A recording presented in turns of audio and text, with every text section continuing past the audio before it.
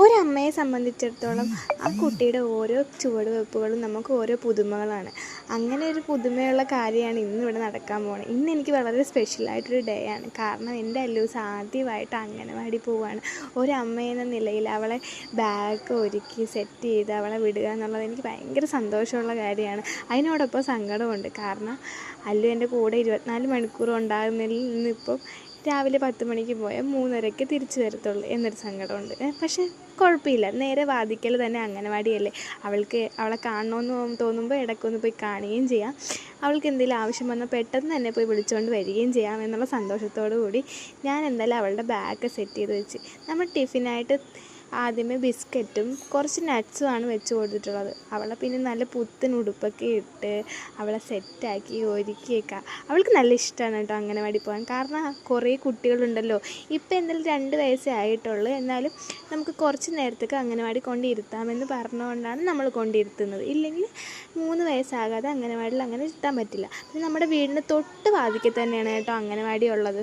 അതുകൊണ്ട് തന്നെ നമുക്ക് എന്തൊരാവശ്യം ഉണ്ടെങ്കിലും നേരെ ഓടിച്ചെല്ലാം. പിന്നെ നമ്മൾ ഒരുപാട് നേരം 3 മണി വരെയൊന്നും അവളെ ഇരുത്തില്ല. കാരണം അവൾ കുഞ്ഞല്ലേ. അവൾക്ക് എപ്പോഴെങ്കിലും നമ്മളെ കാണണമെന്നൊക്കെ തോന്നി ആദ്യമൊക്കെ ആകുമ്പോൾ അവൾ ഒരുപാട് നേരമൊന്നും ഇരിക്കില്ലല്ലോ.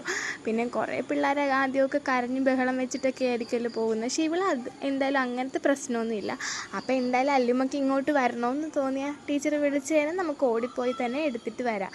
അങ്ങനെ ഒരു ആശ്വാസം ഉള്ളതുകൊണ്ട് നേരെ തന്നെ ഞാൻ അവിടെ 2 വശത്തും മുടിയൊക്കെ കെട്ടി ഭയങ്കര ഇഷ്ടമായിട്ടോ അല്ലുമ്മയ്ക്ക് ഇങ്ങനെ ഒരുങ്ങാനൊക്കെ. അതുകൊണ്ട് നമുക്ക് ഇങ്ങനെ മുടിയൊക്കെ കെട്ടി വെച്ച് കൊടുത്തിട്ട് സുന്ദരിയാക്കി വിടാം.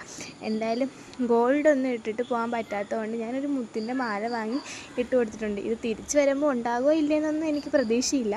എങ്കിലും അതൊക്കെ ഒരു രസമല്ലേ എന്ന് വിചാരിച്ചിട്ട് ഞാനിതൊക്കെ വാങ്ങി ഇട്ട് കൊടുത്തിട്ടുണ്ട്. ഇത് പുതിയ ഉടുപ്പായിട്ടോ, നമ്മൾക്ക് അല്ലുമ്മക്ക് ബർത്ത്ഡേക്ക് കിട്ടിയ ഉടുപ്പായിട്ടോ. ബർത്ത്ഡേയുടെ ഗിഫ്റ്റിൻ്റെയൊക്കെ ഒരു വീഡിയോ ഇടണമെന്ന് ഓർത്ത് എടുത്ത് വെച്ചിട്ടുണ്ട്. ഇതുവരെ ഇടാൻ പറ്റിയിട്ടില്ല. എന്തായാലും നമുക്ക് അൺബോക്സിൻ്റെ ഒരു വീഡിയോ ഇടുന്നതായിരിക്കും.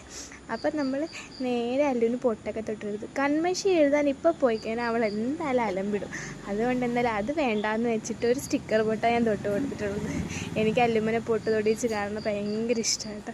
നേരെ അവളെക്കാൾ വലിയൊരു ബാഗും കുടയൊക്കെ ആയിട്ട് അല്ലുമ്മ പോവുക. വാങ്ങിക്കൊടുത്ത എല്ലാ സാധനമായിട്ട് തന്നെ അല്ലുമ്മക്ക് പോകണമെന്ന് നല്ല ആഗ്രഹം ഉണ്ടായിരുന്നു. അതുകൊണ്ട് കുടയും വടിയും ഒക്കെ എടുത്തിട്ടുണ്ട്. പാവത്തിൻ്റെ നടപ്പ് കാണുമ്പോൾ തന്നെ സങ്കടം വരുന്നുണ്ട്. എന്നാലും കുഴപ്പമില്ല. കണ്ടോ, നമുക്ക് നടക്കാനുള്ള ദൂരമേ ഉള്ളൂ. കണ്ടോ, അംഗനവാടി എത്തി 2 മിനിറ്റ് പോലും വേണ്ട. അംഗനവാടി എത്തിയപ്പോൾ പിള്ളേരെല്ലാവരെയും കണ്ടപ്പോൾ അല്ലുമ്മ ഓക്കെ. അല്ലുമ്മ എന്നെ പോലും മൈൻഡ് ചെയ്യില്ല. പിന്നെ നേരെ ഓടി അംഗനവാടിയുടെ ഉള്ളിലേക്ക് കയറുമായിരുന്നു. പിന്നെ ടീച്ചർ പിടിച്ച് നിർത്തി ഓരോന്നൊക്കെ ചോദിച്ചപ്പോൾ അങ്ങനെ അല്ലുമ്മ അംഗനവാടി പോകാൻ